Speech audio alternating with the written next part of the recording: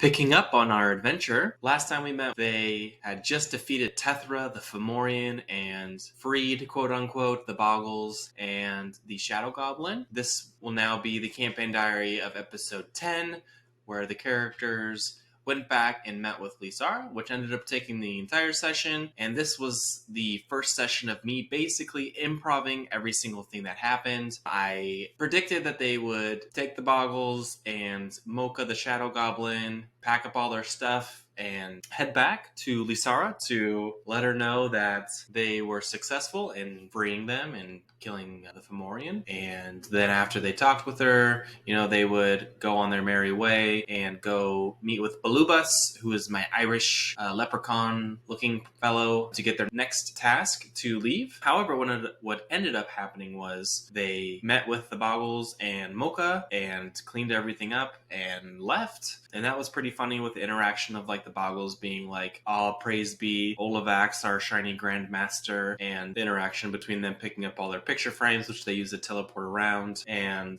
leaving. And they did meet with Dum Dum on their way out, who was a Korrid, and he told them no, I don't, I'm not going with you guys. I don't live with them. I don't even live here. I live down there more. So they were kind of confused at that with their relationship with the Korrids and with the Boggles. But the reality was the Korrids were only meeting here to have a dance and a ritual to give thanks for the rocks and things. That's pretty much it. There was no other reason for them being there other than that. They had this mutual agreement as their chaotic neutral. Okay, we don't care who's in charge. We just want to be able to come here and do our thing. So Tetra's gone. Okay, cool. We'll see who comes next. Doesn't matter to us. So they left, went back into the tunnel, and then I messaged Olavax, "Hey, you are being watched." And I did this because the last time they went through this cave entrance and they met some Meanlocks who they had to fight, and Meanlocks are basically the personification of paranoia in my Fey realm. So I wanted to make sure that he remembered that, as he's the only one who went unconscious. He had this connection bond with the Meanlocks, so I really wanted to make sure that he remembered that, number one, and two, I wanted the encounter to kind of live on through Olavax, make sure that he was feeling like this world is having an influence over them. So he started questioning everyone "Hey, we're being watched, what's going on?" And every time someone would respond, I would message him saying, "Hey, you now think that he's in it as well? This person's covering up something," or "Oh, this thing that they said is not what they usually say, something is suspicious." And Thadon, the rogue bugbear, who's the most chaotic out of group, was "Okay, you're right, let me look around." He was looking around. He wasn't rolling very high. He made an insight check on Olavax. Just seems off, like he always is, because they're always butting heads. And I told Olavax in the message "Hey, you're trusting Thadon more than the rest of the group," which they thought was funny because no, that's usually backwards. But I wanted to make sure that they were connecting in a good way, because they haven't had an in role-playing way to connect as characters to really be on the same level and become a team. So that was just a fun little role-playing moment. And then walked all the way back and eventually got to Lisara, the Topaz Dragon, who, welcomes them with open arms. She talked to the Boggles first, sat all the little kids down and told him, "Hey, you're going to be living with me now. This is the way it's going to be." And then she talked to Mocha, the Shadow Goblin, who, she caved in the mine, which killed all of them at Mocha. And, he was very standoffish with her, which was very appropriate. And he just went on his merry way and went into the kitchen and started getting to work. And then the players got to talk to Lisara, and they told her what happened. Lisara was "Oh, I remember, I have a book for this. I always want to make sure that she's enthusiastic," and things like that. Olavax then asks, "Hey, why am I feeling this paranoia? What's happening?" Because originally they thought it might have been her. She then expressed, "Hey, no matter where you go, things that are influencing you here have a much quicker and lasting effect than at home." I phrased it in a way Olavax, "Why are you so serious? What made you this way?" And then I took that and I morphed it in "Okay, well, these Meanlocks are paranoia and they're having an effect on you now, so their influence is changing who you are. And I, Lisara, the Topaz Dragon, am enthusiastic and intrigued So you guys will most likely get that feeling from me, which she thinks is great. They also noticed that the Darklings in her lair are now gone, and they asked about that. She then expressed there's nothing I can do to help them. We looked through all my books and all my resources. I didn't have anything else for them. They left right after you guys. We determined that there was really nothing left for me to do, which they kind of questioned, like, are you sure you didn't kill them off or anything like that? So then she addressed Tink, the human artificer, who was glanced at and cursed by Tethra, basically her last action alive, and he asked, like, hey, are there ways to fix this? Also, by the way, I can't see in the dark, and this is becoming a real problem. So he had questions about all of these things. She then mentioned, like, oh, if you're wanting to learn spells, you'll need magical ink. So then he asked, like, oh, do you have any books on how to make magical ink? And of course, she's like, yes.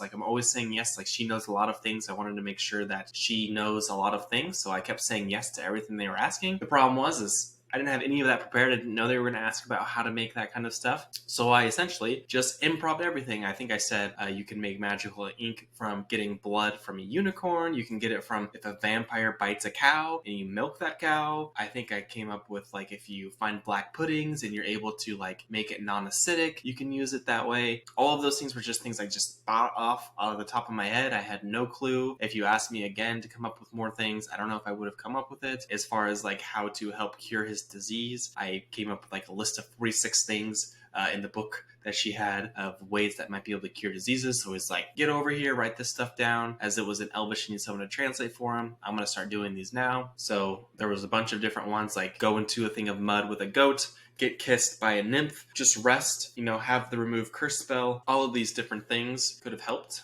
with this. And basically any of them can cure him of this curse. But again, I just made all of that up on the spot. I know remove curse would have worked. And I know that the long rest would have worked because that was in the actual stat block of the Fomorian. The other things I just made up. They also asked about, like, how to see in the dark. I said, oh, that Fomorian eye that you guys harvested will work. You just need a dragon to create glass on beach sand. Like, oh, well, I'm a dragon. I can actually do that for you. Do you have any sand? There's no beaches here. They're like, what? No beaches here? Then there was some fun interaction with Waldo, like, do you have sand and things like that. So that was, I thought this was a great session for role playing, as everyone wanted to interact with this dragon. Enzo got to interact with this dragon and show him his artifact sword, the Sword of Stars. And she was all for it. She was all giddy and wanted to know more about the sword. She had him sit and write for her as she, like, told him the story about everything she knows, pulled out other resources, cast Identify. They were able to learn an ability that he can get down the line called Sponge, which allows him to cast Absorb Elements.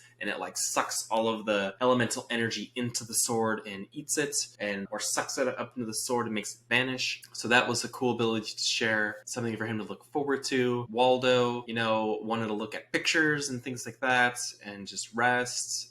So then they had their long rest. And during that time, I just kind of went through of, like, things they would learn. I know Wink, the elf wizard, wanted to learn some spells, which she did give him a scroll that allows them to cast Vortex Warp once, which was part of their reward. As well, she gave a scroll to Enzo, which allows him to speak with her for 1 minute uninterrupted. And he's only supposed to use this if he's about to die and that he needs her to come get the sword. That way she can do that. They might use it as, like, a call an ally to help, which I'm okay with. It's very rarely that she'll be able to make it there since she is literally in another realm, but there's no harm in giving them more friends than they need. That way they have resources to call upon and things to just consider when making decisions. Then the next morning they had to decide, do we want to leave? Some of them wanted to stay longer to potentially learn more things. One of them asked, out of game, like, if they're going to level up, which I didn't want to tell them anything because I didn't want to influence their decisions. They then decided 3 versus 3. 3 wanted to stay, 3 wanted to leave. And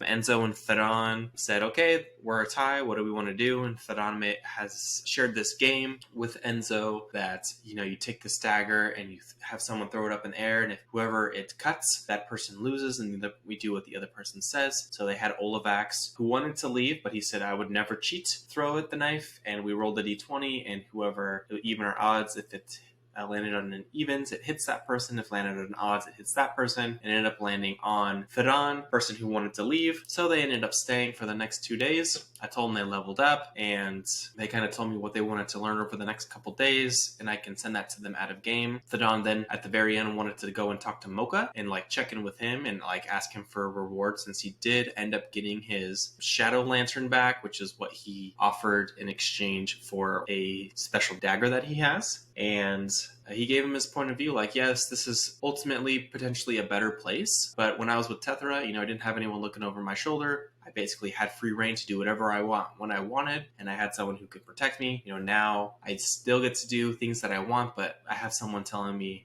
things that I could do better and things like that, which is appreciated, but at the same time, I'll never get to know if I get to do it on my own. And then he also told Theron that he hasn't been very nice to him, and Theron gave a great, I thought, point of view for himself, like, hey, I'm just letting you know, like, that we all can make changes that affect the world around us, and I believe that you can as well. And so I thought overall that interaction was great. I thought I played true to Mocha and his views, and I thought Theron did a great job at adapting and being specific about how his character views the world. So I love that insight into Theron. Yeah, so we just ended the session there. They're going to leave, and Lysara is going to cast a spell that will lead them to Balubas, who is a person who can cast charms, according to Lysara. We'll get to see what he is like next time. So stay tuned, and we'll see you back in the adventure.